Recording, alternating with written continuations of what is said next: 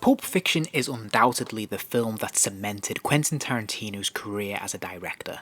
Whilst Reservoir Dogs established Quentin Tarantino as a new talent to be on the lookout for, his immediate follow-up with Pulp Fiction really solidified his reputation as a hot new talent. And to this day, it remains one of the strongest entries in his canon. Like most of Quentin Tarantino's films, it doesn't really lend itself to action figures. And whereas Reservoir Dogs has had numerous toy lines over the years, Pulp Fiction has been largely neglected in the toy aisles. That was until a few years ago when there was a sudden rebirth of merchandise for Pulp Fiction, and we finally saw action figures in the 3 3/4 scale, the 7-inch scale, and ultimately 13 inches. Virtually all of these lines would be very short-lived and in many cases wouldn't fill out a full collection. But amongst these, there is one line in particular that is something of a curiosity to me, and that is the 13-inch line from Beeline Creative. Why is it such a curiosity? Well, let's take a closer look. So first up, let's have a look at the packaging. As you can see, they have basically just repurposed the film poster, and obviously it is an open display there where we can see the action figure in all his glory, and you'll notice there is a try me button, so he does make sound effects. The reverse of the packaging, again, has the Pulp Fiction logo, and it has an image of the figure and some of the other figures in this line. It also showcases some of the key phrases that the doll speaks. And here's a close-up of the other figures in the line. So there's 3 others here. Obviously we have the Quentin Tarantino character, we have the John Travolta character, and of course we have Sam Jackson here as well. These are all very sensible selections to have in the line. And although he's not advertised, they did also make a Winston Wolfe figure as well. So this is a fairly decent lineup, even though it's not comprehensive and necessarily complete. But today I'm going to focus on the Butch Coolidge, or the Bruce Willis character. Now when we get him out of the packaging, we start to see some of the curiosities about this figure. It's important to place this in its context and realise that he was released in 2016. So by this point, high-end collectibles like Hot Toys and Sideshow collectibles have been firmly established. And I think it's important that you understand right off the bat that this is not aiming to compete with that market at all. Instead, it seems to be aimed more at the novelty market.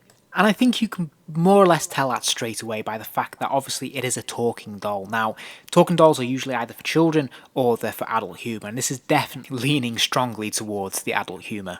But I think there's also an earnest attempt to actually make a pretty decent action figure too. But it's definitely important that we dial back our expectations, because first off, the likenesses aren't fantastic. So we can see here that there's a resemblance to Bruce Willis, but it's not the best likeness in the world. And although there is a look of Bruce Willis, I think the dimensions and the proportions of the face are all completely off.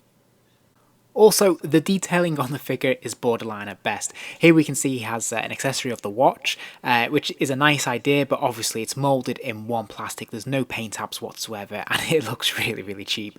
And there's something comical about the real lack of effort in this department that makes it funny. Again, we can see that same attention when it comes to the shoes. They are just single rubber pieces. There's no detailing on the laces, although they have tried to paint in some more colours here to give it a bit more attention to detail, which is a decent effort. But again, this feels more like Action Man level. They've also opted to give him the bloody shirt, which is actually pretty cool. But you'll notice if you lift it up, there is the button to press if you want him to speak. But before we do that, I do want to point out the belt, because I'm not quite sure what the hell's going on with this. So they have bothered to give him a belt, but it's the biggest belt in the world. Like, this is so incredibly loose around his waist. Like, it's just far too big. I do like that they bothered to give him, a metal buckle, which is kind of cool. And it's nice that they give him a belt as a separate piece, but it just looks really comical and strange. Now, he does have a lot of sayings, actually. They've been very generous with the sound box. And when you press the button, you get treated to things like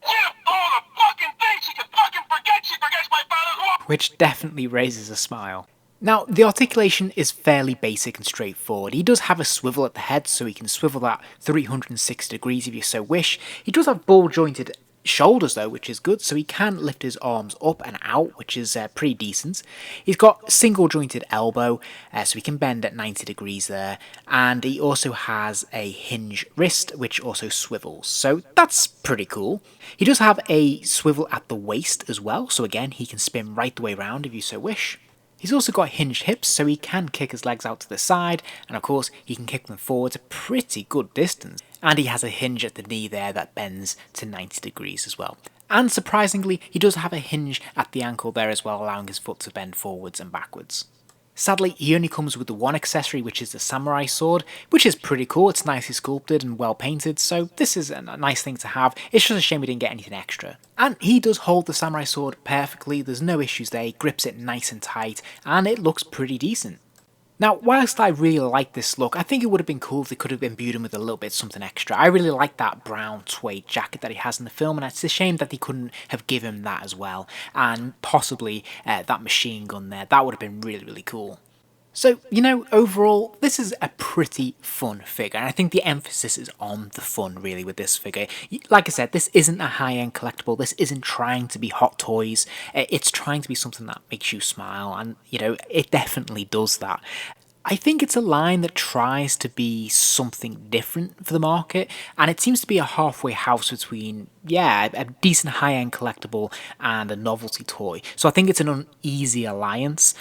It's certainly not going to be detailed enough for high-end collectors, and it's probably going to be a little bit too pricey for people who just want a joke present. But that said, I do feel it does walk that middle line quite well, because although it isn't super highly detailed, the effort is there. The likeness isn't fantastic, but it's close enough.